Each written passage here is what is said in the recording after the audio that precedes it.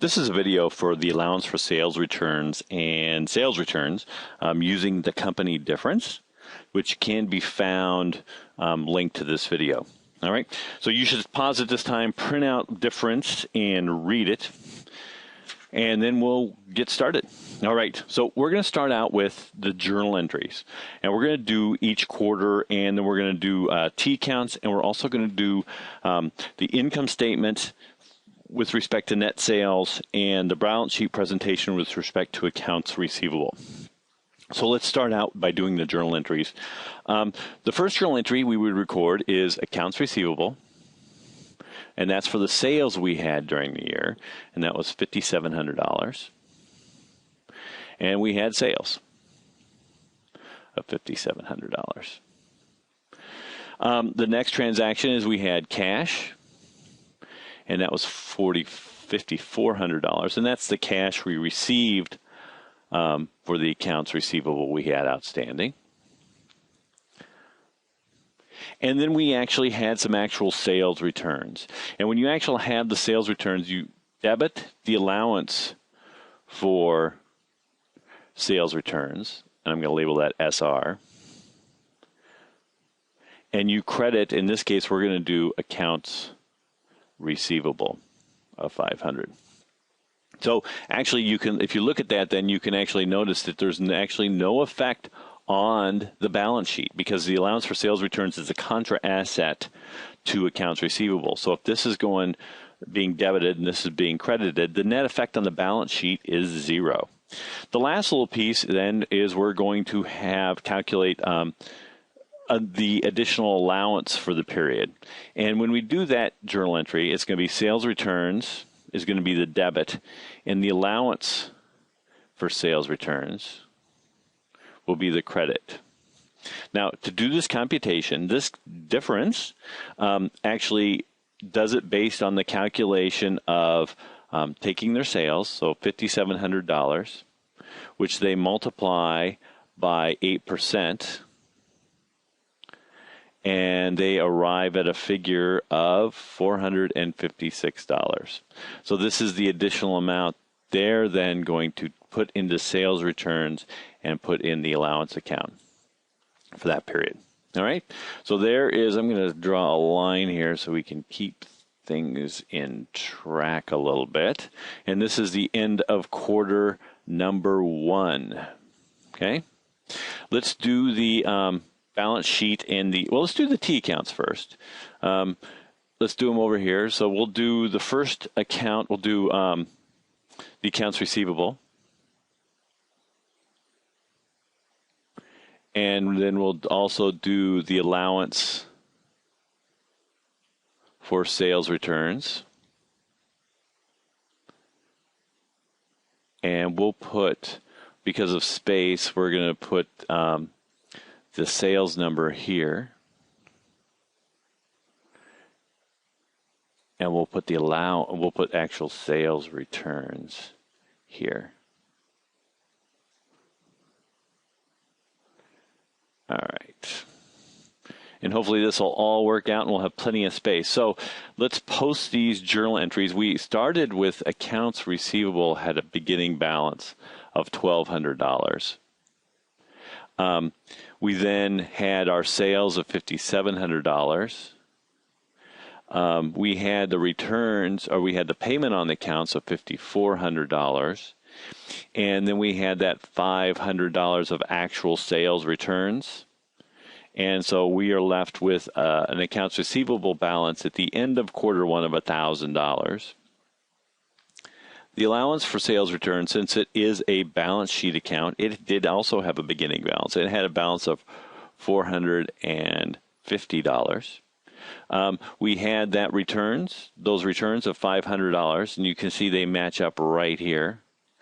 And then we had the additional allowance that we put in at the end of the period of $456, and that's from over here in this journal entry. So our allowance for sales returns, our ending balance in this account at the end of the period is $406. And we want to also put in our sales, we had beginning balances. Remember, these accounts are both income statement accounts. So they'll always be zeroed out at the end of a year, and they'll start the beginning of a year with a zero balance. So our sales for the period were $5,700, and we debited sales returns for $456, which was our end of year adjustment. So if I was going to show my income statement effects, sales are $5,700. The sales returns number is $456. So what I would show on my income statement for net sales or sales net would be $5,244. Okay. On my balance sheet, I would have my accounts receivable account, my balance, and that would be $1,000. I would have the allowance for sales returns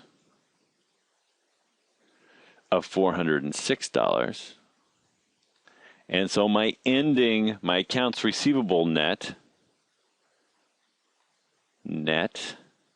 would have a balance, I believe, of $594. All right, so that is end of quarter year one. So let's do end of quarter two. I'm going to do this a little bit faster without as much explanation, but we had sales of $6,500, and so those all go to accounts receivable. We had payments on our accounts receivable of $6,100. Let me go ahead I'll go ahead and finish these up. The allowance, I had actual returns for the period of $300. So again, that's a debit to allowance for sales returns and a credit to accounts receivable. And then I need to do my year or period end adjustment. And in this case, it's the $6,500 times the 8%. And that gives us a number of 520. So I will debit 520 to sales returns and credit 520 to the allowance for sales returns. Let's post all these entries then. Well, $6,500 goes into accounts receivable, $6,500 into sales. Cash, we're not doing the cash account. Accounts receivable of $6,100. The allowance for sales returns of $300, and the accounts receivable account of $300, and sales returns of $520, and the allowance for sales returns of $520. So I've got all these posted now. I can arrive with my balances for the period, and my accounts receivable has a balance of $1,100. My allowance for sales returns has a balance of $626, and these don't need to be computed. So I'm going to record sales for the period of $6,500. So my allowance for sales returns will be $626.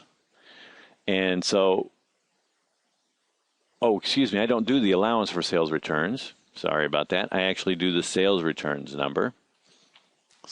And so that's 520 because the allowance for sales returns is a contra to accounts receivable. And so that's $5,980. And that's what will show on my income statement as net sales. In the accounts receivable account, I'll have $1,100. The allowance for 626, that's where that one goes. And so I have an ending balance of $474, and that will show as accounts receivable net on my financial statements. We're going to go ahead and do the 1 year. It's just like the very last year. It's just like all the others. So at this point, if you want to pause and stop and not watch this, that's fine. But let's go ahead and finish it up. All right. And so our accounts receivable, we had $6,900 in sales. We received for payment on our accounts receivable $6,400. We had actual returns of $700. So we're debiting again the allowance for sales returns and accounts receivable. And then we're going to do our year-end adjustment, establishing our allowance, and we do it based on sales number. And that comes up to 552. 552. And that's a debit to sales returns and a credit to allowance for sales returns. Now I need to post all these entries. $6,900 into the accounts receivable, $6,900 into sales. If then we need to pay $6,400 into cash again, which we're not doing, but $6,400 into accounts receivable because that's how much was paid. The allowance for sales returns, we're going to put in $700 there, and we're going to credit the accounts receivable for $700. I can now calculate the balance on the accounts receivable account because I have everything I need. That's $900. Then I have that last journal entry. I have the sales returns of $456, and that's a credit. It's not 456. What am I looking at? I'm looking at the wrong thing. It's not 456. It is 552.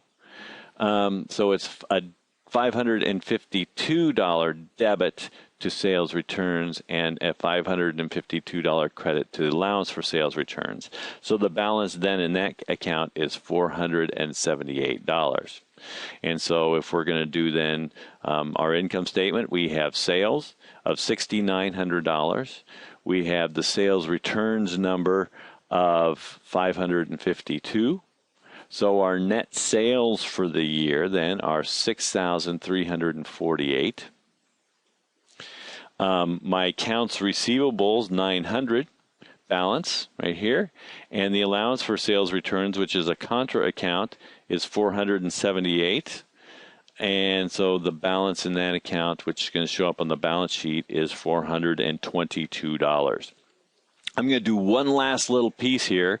You can hear the guys chatting out in the hallway. Sorry about that. It's our total sales then for these three periods is $19,100. And our total sales returns for the period, our contra account, are $1,528.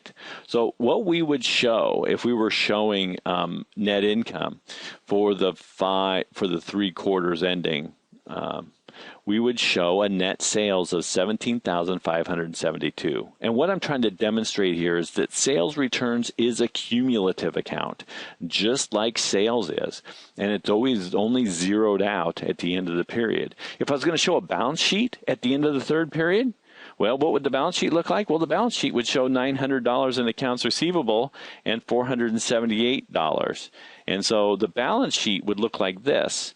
And remember, it would look like this because it's always kept current just at that point in time. So it goes up and goes down. It's a picture in a standpoint in time, and this is a movie. All right? So that is the video for difference and examining the allowance for sales returns.